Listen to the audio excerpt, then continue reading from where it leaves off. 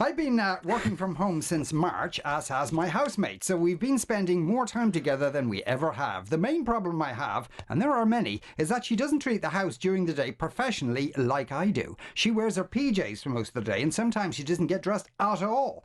She definitely has stopped showering as much as is evident by the stale BO smell that surrounds her these days.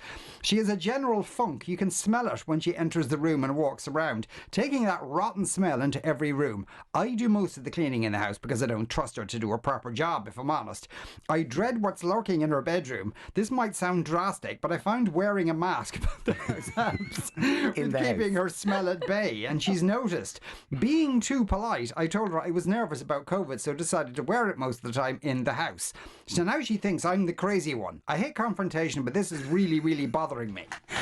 Yeah, I mean, bless. Yeah, there's a lot going on here. This is on two levels from my very cursory analysis here. The first is the kind of, she has many problems with this person, so it's quite possible that the odor thing is an exaggeration of just, that she's just being annoyed by this person. Nothing they can do is right. I can't even trust you to clean the house, kind of thing. Who are you hiding, or what are you hiding in your bedroom? Kind of everything sounds like me with my kids. Oh no, that's what I thought. I thought, one of my daughters has moved in with you then. But I mean, if there is a problem with her actually just having a funk or a BO or whatever, I mean, she's at home. The terrible thing is, as somebody who's worked at home for about 20 odd years, I love it. And sometimes I don't get to have a shower until later in the afternoon, because if I'm just in the zone and I'm getting loads done. But thankfully, I only share a house with a couple of dogs for most part of the day. Well, before lockdown, that was. Yes. Now I have too many teenagers. It's driving me nuts. But the whole thing is, most people who are still wearing their pajamas don't necessarily smell. So maybe this person is being over exaggerating. But then again, we all know that one person who is a little bit whiffy, and there can be a problem, and it can be a real big issue. I have had to work with somebody who, for some reason, they have a very strong odour, and it can be really hard. It can be everything. That. It can be down to their bodies, changes that are going on. Hormones and all of this kind of stuff. Or it can just be actually the fabric they've got, they're wearing, the actual cotton that they have for their But I think sweatshirt. in this case, it's just this person. Sometimes, if my husband's really annoying me, it's like the way he blinks annoys me. Yeah.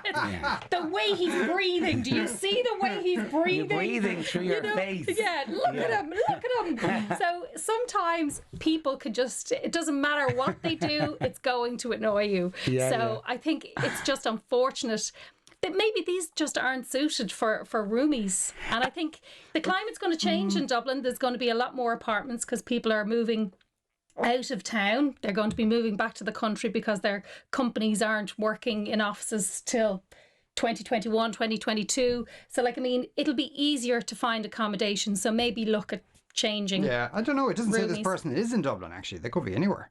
That is stinking around the if you're in the country where people are moving to, you're going to have a hard time finding somewhere to live, so you're kind of stuck. Yeah, it could be though that the flatmate is kind of working from home, and sort of things have just broken down for her a bit because she was in a routine of getting up in the morning, getting showered, getting dickied up, going to work. And even just the visuals of seeing somebody else looking a little less world ready than they would normally be. And it's all a bit much. People don't launder their pajamas as much as they do other clothes. They kind of don't think about it.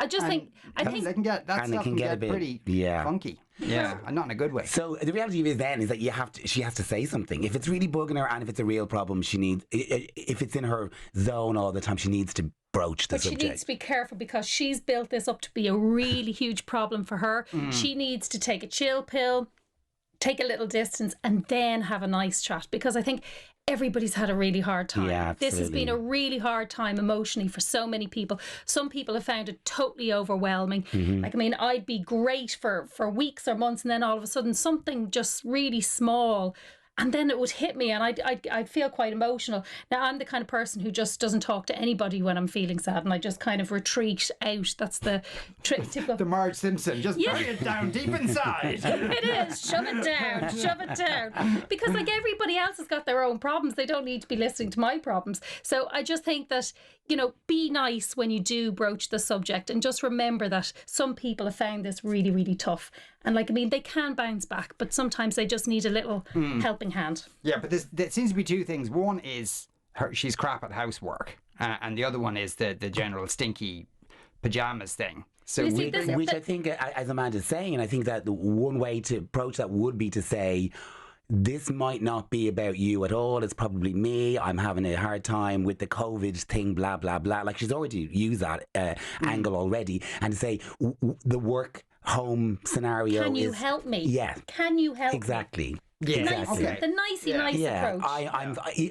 even the little things like the fact that you don't clean up in the kitchen is bugging me. The fact that you're wearing your pajamas at 2 p.m. is bugging me, and it's all weighing heavily on my mental health. Whatever. I think that's a fair enough problem to present to This somebody is else and ask possibly them to why help I them. never shared a house with anybody before I bought a house. The idea Really? of You co-living. never? No, well, I lived with a guy for 6 years, and then I lived with somebody else for a few years and whatever. But I never lived with pals or did the Right. Roomy thing. I did loads of that. It was great. You see, that would do my head in. Fantastic. I think it I was, was a- no, it was great.